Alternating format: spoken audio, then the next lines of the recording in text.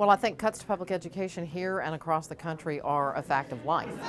We don't really have a choice, and I think we can either be very smart and strategic and innovative about the way we take those cuts, or we can whine and cry and wring our hands and sort of face the inevitable in really not very productive ways. Cutting is a word that none of us want to hear about, but rethinking how we do some of the things that we do, I think is very appropriate. So this gives us an opportunity to really look at the whole system and to see how the system is working. The more information we can get about the system, the better decisions that we can make.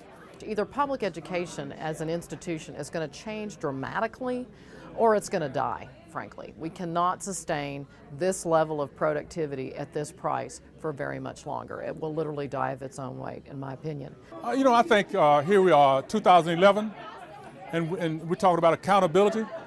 We're talking about standards in education. In every other sector of our environment, standards and accountability has been a fundamental part of what they do.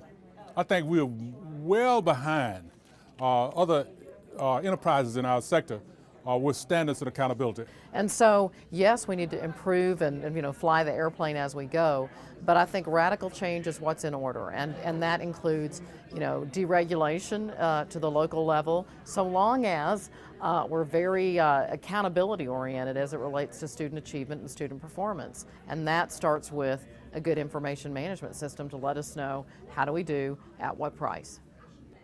Well, if there was any one single thing I'd like to have happen to, I think, improve public education, is to have better public involvement in important decision making. Unless we're very smart about how we engage the public, they'll support waste and bureaucracy and jobs for adults more than they will results and efficiencies and effectiveness for students. I think the No Child Left Behind Act is clearly going to be a legacy.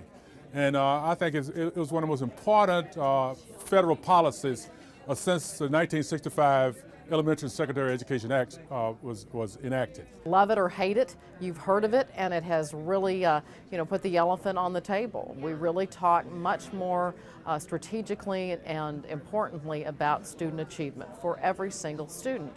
And that's historic. And I hope we can be able to come up with innovative ways to increase student achievement rather than decrease student achievement by cutting back a lot of people. How has the Obama administration been doing, and are you, Duncan, on their education initiatives? Well, Secretary Duncan was quoted by Mr. Miller and others throughout the past couple of days.